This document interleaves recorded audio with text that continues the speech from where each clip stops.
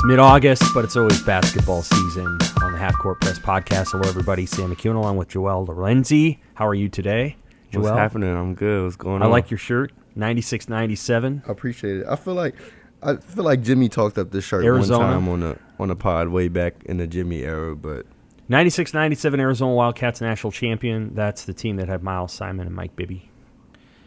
They were a good team. yeah, back in your heyday. Back in my heyday, that's right. That was my born. freshman year of college. They beat Kansas in the Sweet 16. Great, maybe the greatest Kansas team of all time.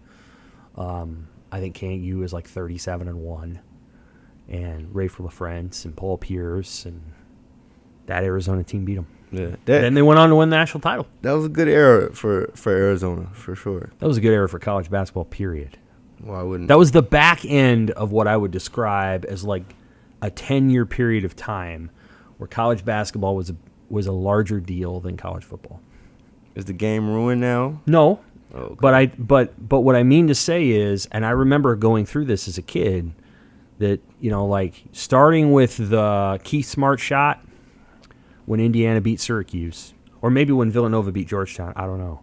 But from right then until about that time when Arizona won the national title, college basketball was the thing. It was over college football because you had brand names from all over the country. You had Duke, North Carolina, of course, but you had UNLV and all this other stuff going on. And no offense to college football because I love it, but it was the same teams all the time. It was Florida State, Miami, Notre Dame, Nebraska. So college basketball was a huge deal. Right around that time. I remember that well. And it's changed. Yeah. Not necessarily in a bad way. I think college basketball is actually pretty good right now. I think if you go back, like, the year that UConn won its national championship over Kentucky, and it was like 48 to whatever. It was a horrible game. That was the low. Like, that was the bottom of it. But I think it's actually come up since then. So, or when Connecticut beat Butler. Remember that game? Like That was brutal. I can't remember what the final score was. 53 to 46. What year is that? I don't know. Could be Butler. 7-8 years ago. I don't know. Oh, like the Gordon Hayward era? Yeah, no, he was gone by then. He was gone. It was some other guy. Oh, like yeah. Jeremy Lamb, those years? Yeah. Right. Yep.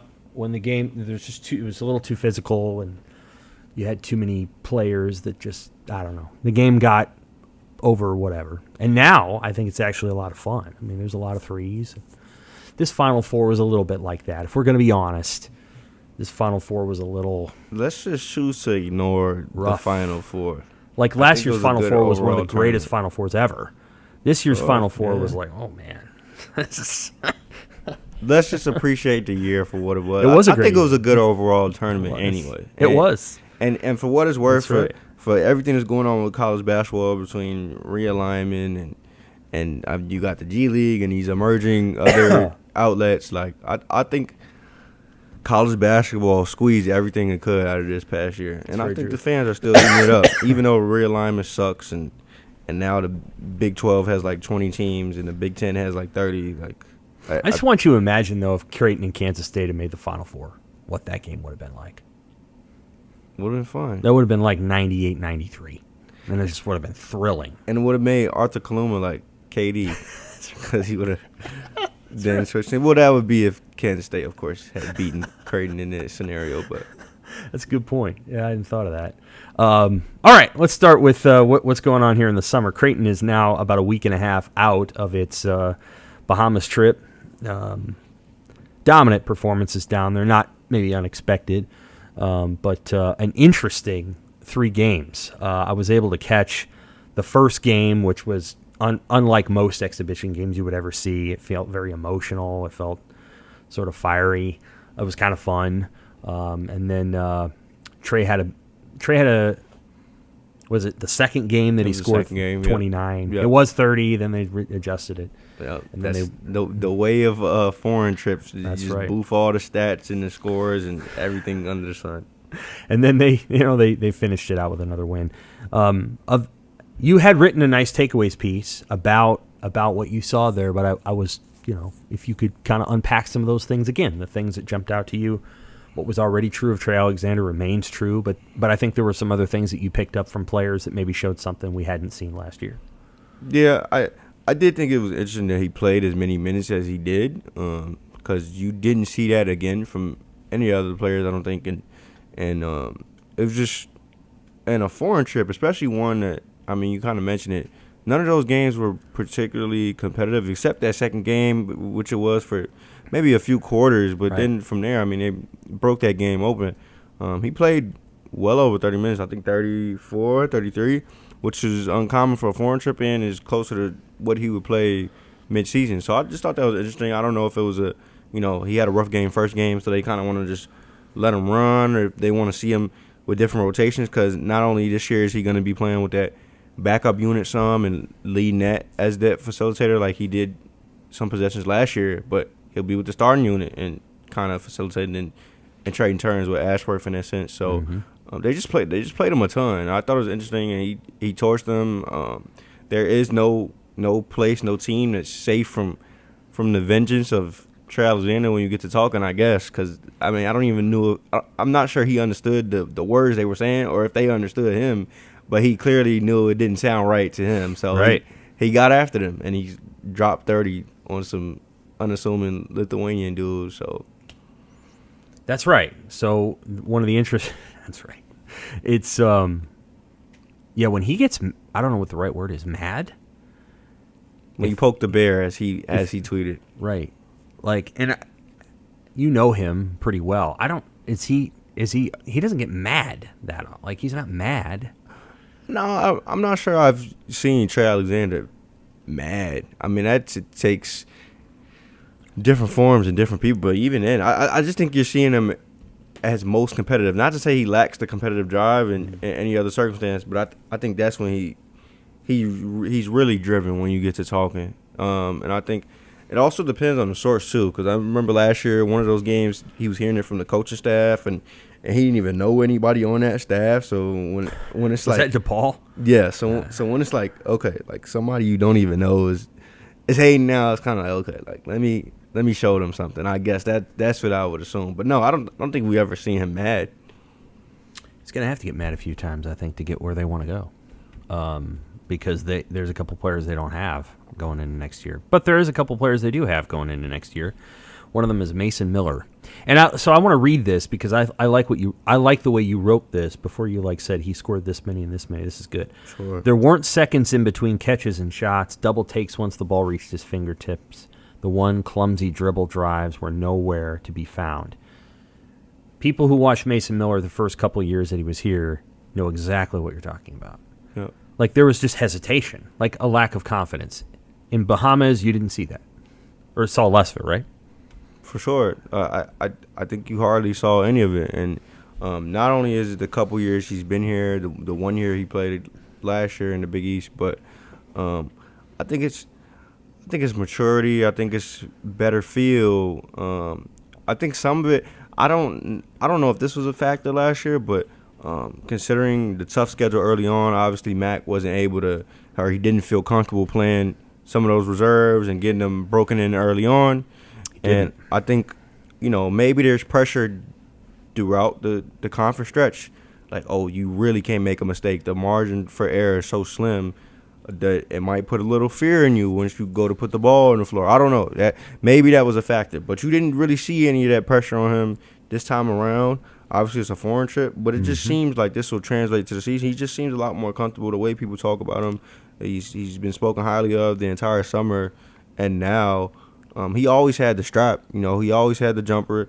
Now he's, I think, taking the looks, regardless of whether everybody considers them a comfortable look or not, because he is that type of shooter, 6'9", with his reach, with his release point, and with his accuracy, that he can do that. He can get away with stuff like that. And now he's needing less space to get a shot off, which this team needs in those type of situations, because if that's your best shot in an early shot clock situation, he has to be the one to fire it off a lot of the time. So he just looked way more comfortable, and I think it was just due to a lot of that.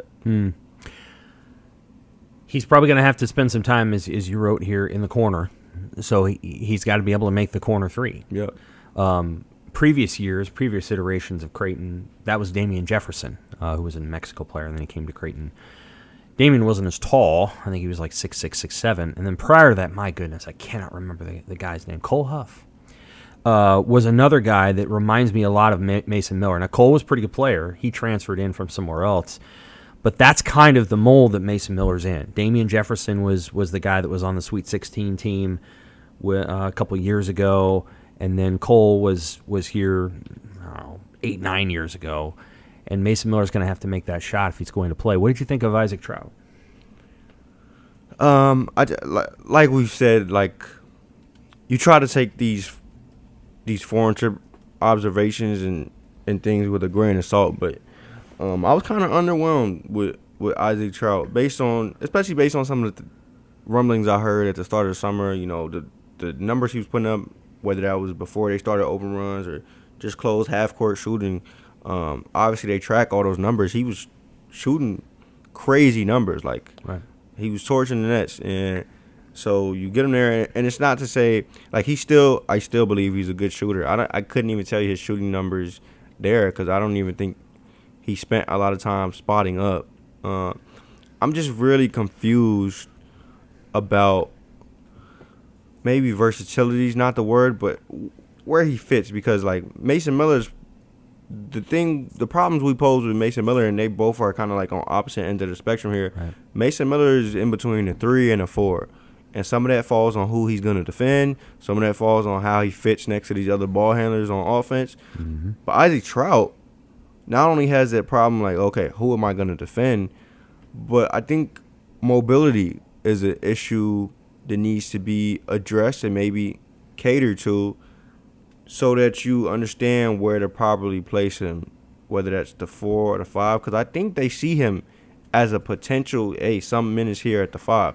Now, obviously, that complicates things with Fred, so I don't think it's necessarily plausible because, I mean, Fred looked good out there. Fred looked just fine, probably what you would expect. Mm-hmm. And I think the expectation going in anyway to the season was, okay, Fred is going to spell Kalkbrenner about 10, 12 minutes.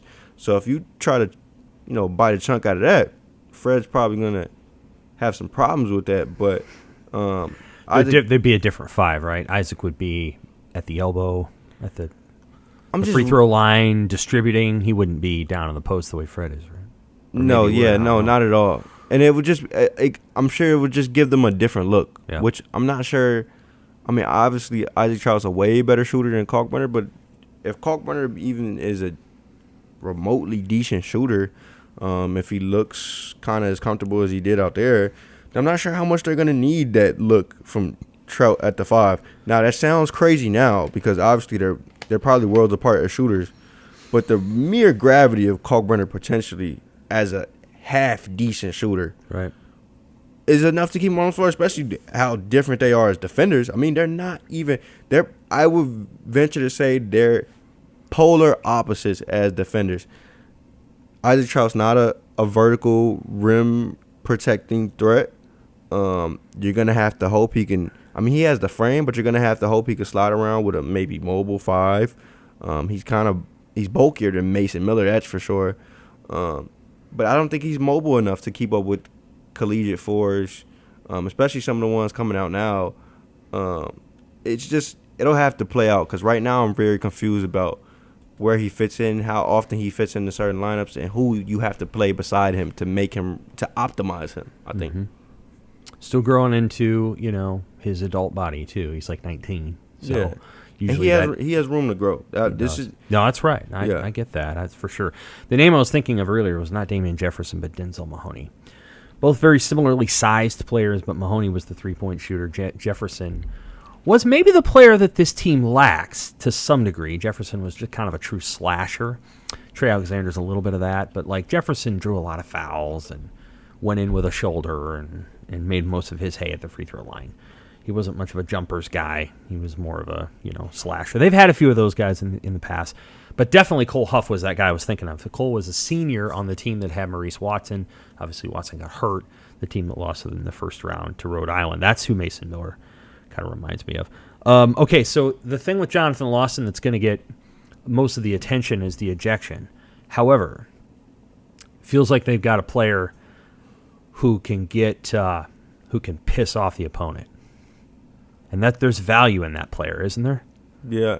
Like he's willing to be the defender that annoys the other team. Yeah. They got a Connecticut player, is what they got. Lawson just represents a kind of player I don't think Creighton's too familiar with. I agree. Like, this dude is Memphis to the bone, man. Like his whole family.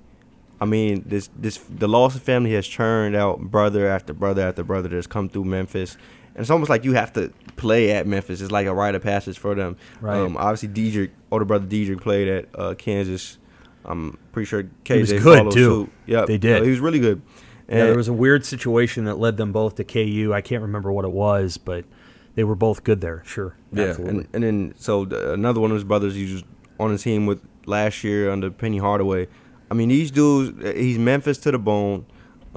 Clearly, I don't know how much they understood these dudes they were talking to, but they understand body language. They understand the elbow to the gut. Oh, they yeah. understand that. And Lawson, I think, put his foot down now. It probably wasn't necessary to lash out in a ballroom in the Bahamas, but I think he made a statement and it showed some of his character and grit, and it's probably something they can use down the line, especially if he's going to be, high up in a rotation, knocking down threes the way he was, because I think that's all they can expect from him at this stage, and that's what they should be begging him for, like minutes to possibly combat Farabello's, like, hey, can you knock down open threes when you get the chance? At your size, can you maybe guard a couple of positions? I know he's not the best defender now or the best finisher, but can you do this stuff at a standard level at your size to where it makes it either hard to keep you off the floor, or, when another player is pissing us off, like, hey, like, let's get you out there. So I think that's what I think they're going to ask him to be, the player that, I guess I said Connecticut, but San Diego State too. Like, you have to have players that their job is to toughen up the game. And I don't know that Creighton, like, I think Sharif Mitchell used to be that player, but then injuries kind of got in the way, and I don't know that they've had that player since Kyrie Thomas that's healthy. Kyrie was kind of that player. But I kind of like that. It sounds strange to say that you like an ejection, but I think Creighton actually needs a little bit of that. Sure. They need a little bit of, they played better last season when they got a little whatever. And the best game they played last season, in my opinion, not Princeton. They were way better than that team. The Baylor game. And I think they felt like they owed Baylor something from like years before. And the coach did too. And so I think like that was the game where I felt like they played in a way that they kind of had an edge to them, and nobody thought they would beat Baylor or whatever, and they did. Sure. So yeah, like yeah. It's playing with a little bit of an edge. I think Lawson could be that type, but he's a body language type. I think from what I've seen, I'm not sure how much he'll bark and chirp and all that, but he's a body language type, and I think that's all you need. And you thought Fred King played really well. I thought he did what I expected him to, especially out there, given the circumstances, level of competition. I mean, inside 5 foot, it was like, teams were throwing. I remember the first game they were throwing 2-3 defenders at him, and they just couldn't do a thing with him. Like if it came off the rim, he was grabbing it. He manhandled the boards. Like it was embarrassing, especially that first game, how much he ran the boards. The putbacks were automatic. The post feeds, he showed more touch. I thought he looked more comfortable. Some of that last year is either a travel or a nervous kick out, or in that moment it's some sort of fumble. It's not the right decision. And I thought he looked more comfortable. Obviously, the circumstances were different, but I think some of that could translate. And he should make a leap this upcoming year. I agree. What now for that program until the end of September? Just stay healthy, work on things. Yeah, just right. Keep working on shooting, because that's going to be this team again. That's going to be what they live and die by once more, especially this year. Yeah. If you thought that last year, they're especially going to live and die by that this year. Because they don't have Nembhard. Is that why? Yeah, because he was some of the rim pressure himself, and Kaluma I know people hate him, Oh, but yeah. he was an athlete. Absolutely. And so it's a good point. You worried I about forgot. you're worried about some of that. Now, Yeah. Kalkbrenner still opens up a ton. Kalkbrenner is this team's best player still, but he can only do so much, man. And I thought Trey, what was encouraging about that near 30-point game from Trey was how much he got to the rim, how many free throws he took, because they're gonna need that, man. Because he's not as fast as Nemhard, he's not as strong as Kaluma. Obviously, these are different positions we're talking about, but I know what you mean. He's He's just not better than both of them. He's not a crazy. Right, he's not a crazy athlete though. He's not super bursty. Like he has to find a way to that rim if he's gonna open up their 3-point shooting, especially the way teams might sit on the 3-point line playing him. And he got to it in strange ways that game, but that's gonna be how he makes a living both at this level and the next level. It's gonna have to be. He's a good basketball player. He's really good at it. Like he's been the most enjoyable player to watch over many years at Creighton, in my opinion. Like you're going to get something that makes you appreciate the game. Not that you didn't with Nemhard and Kaluma, but Trey's going to do something basketball ways, a move, a shot. He'll make a shot that most people won't make, all those things. So he's enjoyable to watch. Let's move to Nebraska. What can I tell you about games that we didn't get to see? We won't linger here too long. So they beat the Madrid All-Stars in overtime, 89-84. They won against the Cataluna? I don't know. Barcelona, it's in a region, and so they beat that team. That was the last game they played, I believe, 82-64. And then the Valencia All-Stars, maybe that was in Barcelona. They beat 86-83. What can I say about what Nebraska did there? Well, first of all, their best player is probably Rink Mast, and he was with Team Netherlands in the first part of a pre-Olympic qualifying situation, trying to make Team Netherlands, which he did, and he's been recently playing in those pre-Olympic qualifying FIBA events. Rink's probably their best player. I think that's the sense among the coaches, is that he's going to be really good for them. They were also without Casey. That's fine. I think you know who Casey is. There's a known quantity to his game. Anybody who watches a lot of his game knows where his spots are, almost anywhere that's not in the corner, outside the 3-point line, and then Casey is surprisingly good at getting to the rim. He's good at cutting to the rim. I don't know that he's good off the dribble, but he's good getting there.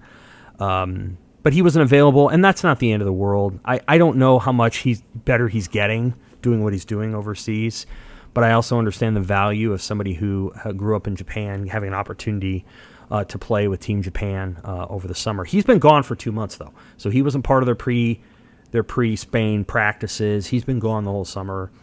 I think that was sort of the plan. Rink Mast was there for 6 of the 10 practices before Spain, so they worked a lot with him before he went back home. So they didn't have those two players. They didn't have Sam Hoiberg. He's banged up.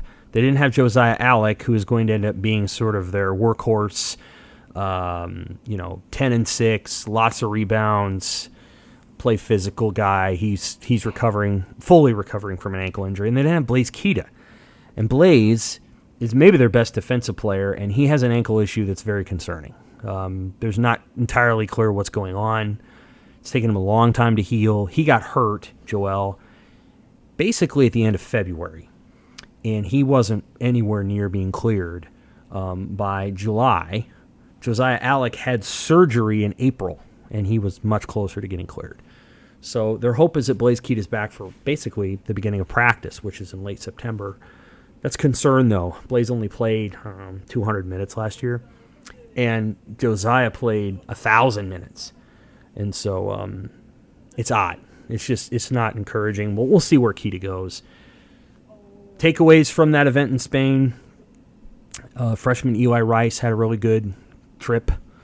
They like him a lot. He played at IMG Academy. He was previously in Germantown, Tennessee, which I think is not far from where Brock Weiss and Lawson played. Yep. I don't know.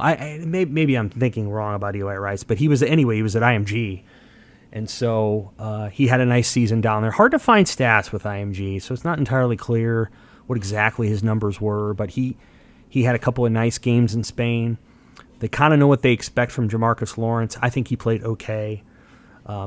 They have a transfer from Charlotte by the name of Bryce Williams. They like his game a lot. He made a couple of threes. He had 28 in the first game. And they got a walk-on, Cale Jacobson, who played over here at Ashland Greenwood High School down the road, down I-80. And they think Cale's going to end up being a decent player. They think he's got some ability to help them this year, much like Sam Hoiberg. When I finally started watching Sam, so they didn't, I mean, I feel like Fred kind of, sandbag's the wrong word, but I feel like he was harder on his son than he would be on, like, other guys that had Sam's skill set. But when Sam actually started playing, I'm like, this guy can play at this level. Like, he's good enough to play 10 to 12 minutes. You know, he guarded Jameer Young in the two defining plays of that Maryland game, and he did a good job. Like, you know, I think the concern is, can he play defense? And the answer was he can play it well enough to, in a clutch situation. I think Cale Jacobson is the same story. I think he's probably going to be good enough to do something for them. I don't know that he's going to be like a 20-minute-a-game guy, but I think they found that they could do that. And then Juwan Gary is healthy. He came back. He got in-season shoulder surgery.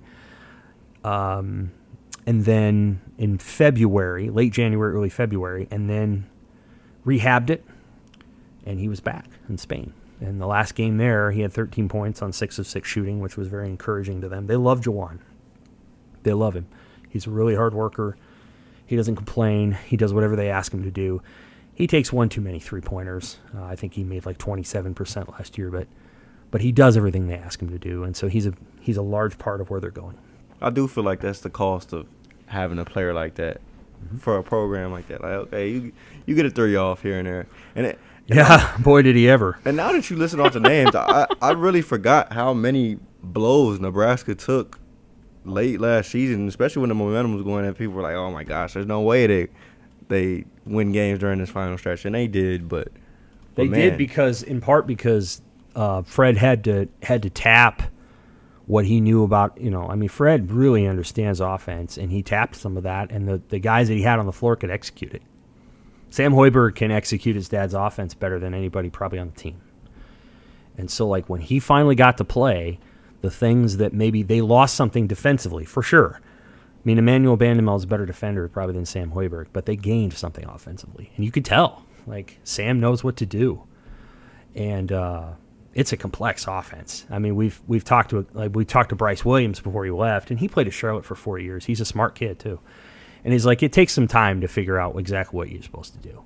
It's a motion offense. There's a lot of decision making that needs to be made, and but Sam knows how to do it. Juwan Gary had averaged 9.5 points and 6.5 rebounds last year. He took 3.5 3-pointers a game, which is not a small number. And he shot 26%. So. Yeah. That's a lot for a guy like that. It was intriguing. And then Nebraska added 2 players, Matar Diop. I'm going to say it both. We're going to ask him when we can talk to him how you exactly pronounce that name. From Senegal, from the NBA Academy Africa, and he had a good tournament down in Atlanta here in the summer, and Nebraska took a flyer on him. And we'll see what he can do. He may have to play, like, right away, because Blaise Keita's, who knows. And then, you know this guy, Boogie Coleman, who played at Ball State last year, but he played at Missouri the year before that, and you covered him. So what can you tell us about Boogie Coleman? Yeah, I covered Boogie for like 12 games. And Boogie is so interesting because he's kind of like spiraled everywhere. Like, he was a Ball State hero for like a year or two. Showed flashes as a competent, like 6'4", 6'5" guard. Had a decent functional handle. Wasn't really shifting anybody. Just was he had good ball placement as a passer at Ball State, and had some shot creation. He's more like a combo than anything. I never saw him as a true point guard, but he also wasn't like a killer scorer to me. Like, he couldn't just get to his spots whenever, but he could create some. Right. And I think Mizzou kind of took a chance on him because it was Konzo Martin's last year. The final moments of his tenure. I mean, the momentum had already built to end the Konzo era, and they took some chances on some transfers about as much as they could recruit at that point, and Boogie was one of the more highly regarded recruits that year, and I think people were quickly disappointed because I think, well, one, their point guard depth that year was Boogie Coleman, and then 3/4-star top 100 guy from like the middle of Missouri, like Springfield, a short guard named Anton Brookshire, and it was like, okay, Boogie, there has to be this perfect point guard, or we got to play this freshman in the SEC. Right. And it's not like this was a 5-star freshman, right? And so I think it's kind of set Boogie up to, he got exposed, wasn't the best point guard for that, system. And then, of course, like, it just wasn't the most talented team. So it wasn't the best look on Boogie. Boogie ends up back in Ball State, and now... Because Dennis Gates did not want to retain him. Is that the long and short of it? Obviously, now that you see what Dennis Gates has done there, it's kind of obvious why he wouldn't keep Boogie Coleman. He could kind of probably close his eyes and get a better player than Boogie with how good of a recruiter he is. But at the same time, I think the mold that, it takes a certain mold for Boogie to... I think Ball State was a place where he could just rock out and be him. But when you're elevating to that next level, in Mizzou and Nebraska, these are a couple of the places that could fit him in at this level. There's a certain mold that he fits that, you only get away with so much, and they're gonna have to optimize him somehow. But if they're looking for him to be a pure point guard, he was a turnover machine at Mizzou, because the expectations were too grand for him. Sure. I mean, you have to have another guard that could probably pass next to him, a secondary ball handler that's competent enough to where they could trade off, and maybe Boogie can spot up some, or one dribble here, pull up, whatever. But he can't just be the sole facilitator, I think, on the floor. It's just too much pressure. He's had 16 games in his career, both at Ball State and Missouri, where he had 5 turnovers or more. He had 7 turnovers against LSU, 6 against Georgia, 6 against SMU, 5 against Alabama. In terms of his best games when he was at Missouri, he had 18 and 17 against Alabama, and he had 16 against Illinois. He had a good game against Illinois. It was 7-9 from the floor, and it was a very nice game against a pretty good team. But he also had some games where he really he struggled against Ole Miss. He played 28 minutes and went 0 of 6. And against South Carolina, he played 33 minutes and went 0 of 5 and had 5 turnovers. Easily one of the most forgettable years in Mizzou basketball history, looking back on it. And that team had Trevin Brazile, who's probably going to be an NBA player. So it was a bad year, but he had some talent. And he could score some. Like, don't get me wrong, Boogie could score some, but it was just the way that team was built, how much pressure was on him.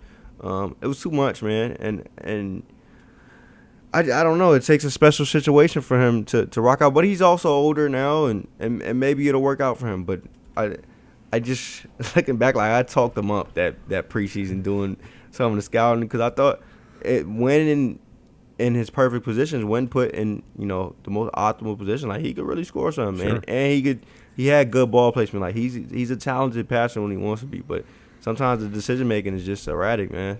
Reminds me of C.J. Wilcher, who is also on Nebraska's team. So obviously Coleman is going to replace Aaron Eulis, the guard from Iowa who was caught up in the gambling scandal and has been charged in court with placing bets through the FanDuel app using his older brother, not Tyler, but another brother, information so he could be 21 and he could place bets on the FanDuel app. Apparently he might have placed something. It's still not entirely unclear to me, Joel, whether he was doing fantasy college basketball or he was betting on the game. I don't know. I do find there to be a little bit of a difference between those two things. When you play fantasy college basketball, you'd be selecting one of your teammates to play well. And you're betting on stats, not the fate of a game. Sure. Now, what I would also say is that in theory it could affect the game because you want to pass to this guy. Sure, yeah. He might have been betting on himself for all we know. I don't know. It's not a good look and it's not a good situation. Yeah. I don't know these will play. Yeah. Euless aside, sports betting has ruined the game I love. Like it's basketball. Actually, yes, it's ruined sports. Period. Like obviously, sports are still fun. Like we're still on this podcast, right? Right.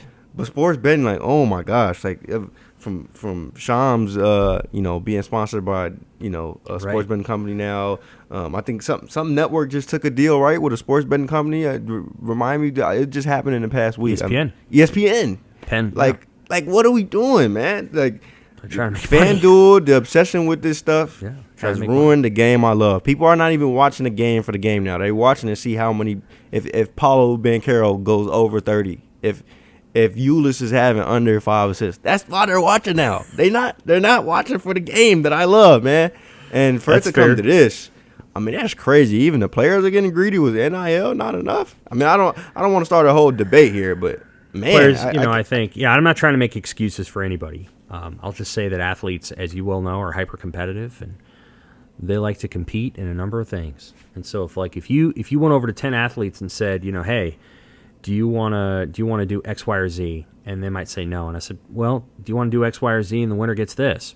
Okay, I'll do it because of competition.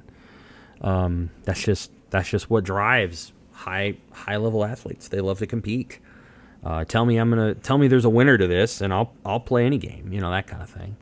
What happened to shooting free throws for bread? Like what happened to 3-point shootout for the bread? Like why are we going to FanDuel, man? And you know it's wrong when you're going around. They know it. The older brother and the cousin and the sister-in-law. Like come on, man. Like they know it's wrong. They know it's wrong if they're putting different data in there. They absolutely know it is. And I don't know why. I assume the temptation is hard to resist. And, it's a phone. It's like, you don't always realize when you're doing something, it doesn't feel like you're at a casino and you're going up to at a betting booth and saying 100 on Nebraska. It just feels different. It's a phone. What's this? I mean, it's nothing. That's true. And it's changed. The phones have changed, obviously, the world. Okay, that is our Half Court Press podcast for this week. I think we'll be back maybe sometime in September. That'll be maybe the next time. Maybe Nebraska will have added another player. Nobody knows. But I think the rosters are set for a while. So for Joel, I'm Sam. Thanks for listening.